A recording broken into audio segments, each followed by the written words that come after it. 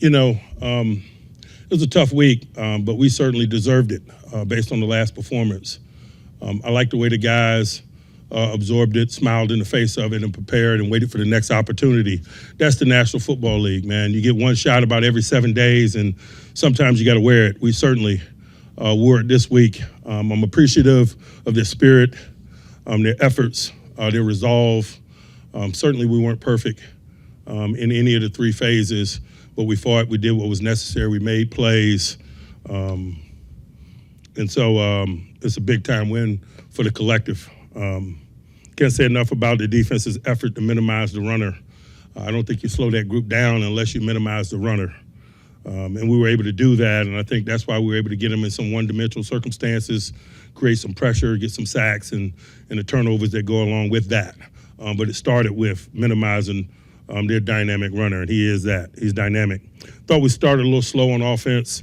We took the ball to keep the ball away from their dynamic offense, but we didn't do much with it there early.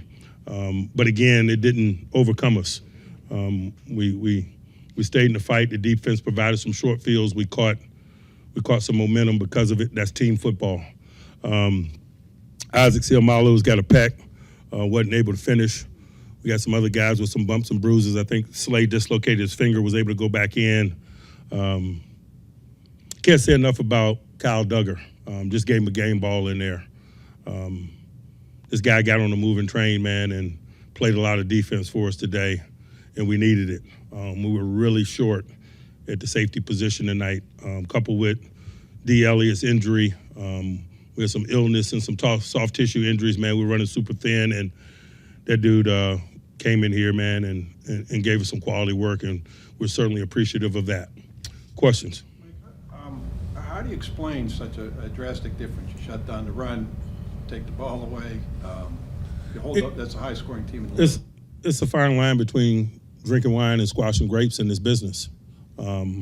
It's nothing dramatic, It's really not, and that's why we respect it so much. Couple plays here and there that might have been different last week.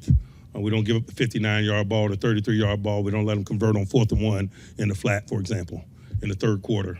That's football at this level.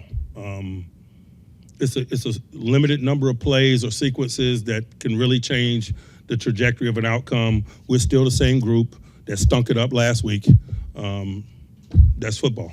What do you call that 4-3 alignment, and what was the thinking behind using that? I'm not going to get into detail there, but we're just trying to utilize the people that we had at our disposal. We were limited in a lot of ways in the secondary, and so the people that have been here, we had to find ways for them to contribute, and so it got us out of this week. We'll see what next week holds. A lot of times when you guys have combated the quick passing game, you've been very proficient at batting the ball down at the line of scrimmage. It seems like you got back to that today. Was that an area of emphasis? We're always on that. Sometimes we're successful, sometimes we're not. It's not like all of a sudden we're in that business this week. We're in that business every week. Like what kind of momentum or wave did that TJ strip sack provide for you? It was everything. We were running on the beach offensively. We needed a short field. And like all great players do, man, he provided it when we needed it most. Coach, I talked to Joe Hayden a couple weeks ago, and he was saying one of the indicators about you when you kind of tweak things, he said it always shows. And we talked about your Super Bowl victories when you're at Tampa. So this week, did you take any extra care maybe of maybe tweaking some things, as Joe would say? It is my job to do what's required to provide these guys what it is they need, formally and informally, strategically. It's just a job. I know last week you somewhat bemoaned having to settle for field goals, but 3 of their turnovers turned into touchdowns. So I'm assuming, now obviously that was big for your offense and defense. It was complimentary football,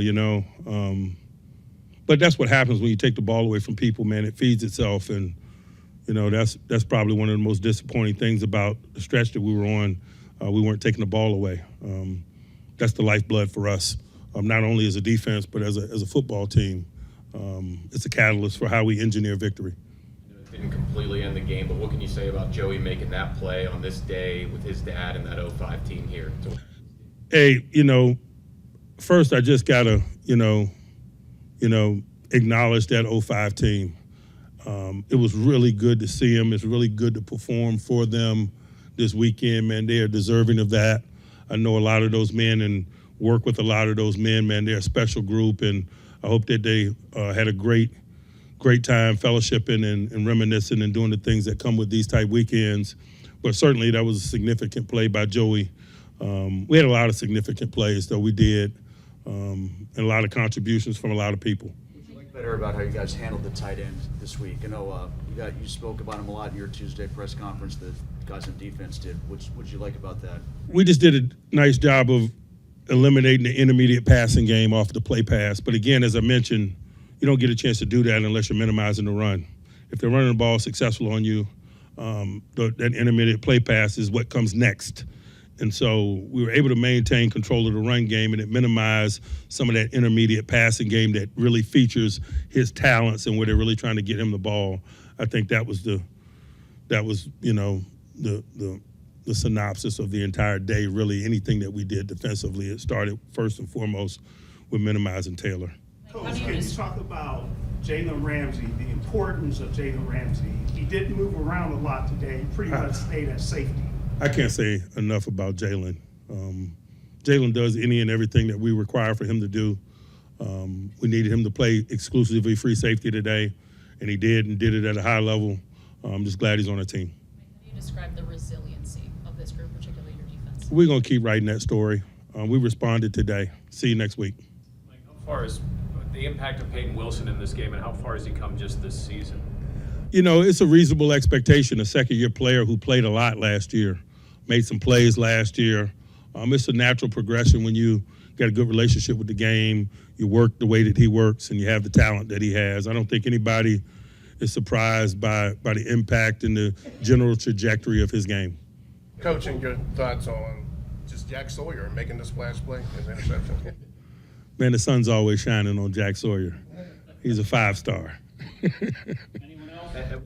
Mike, did you know that Duggar was going to have to be in there as much as he was?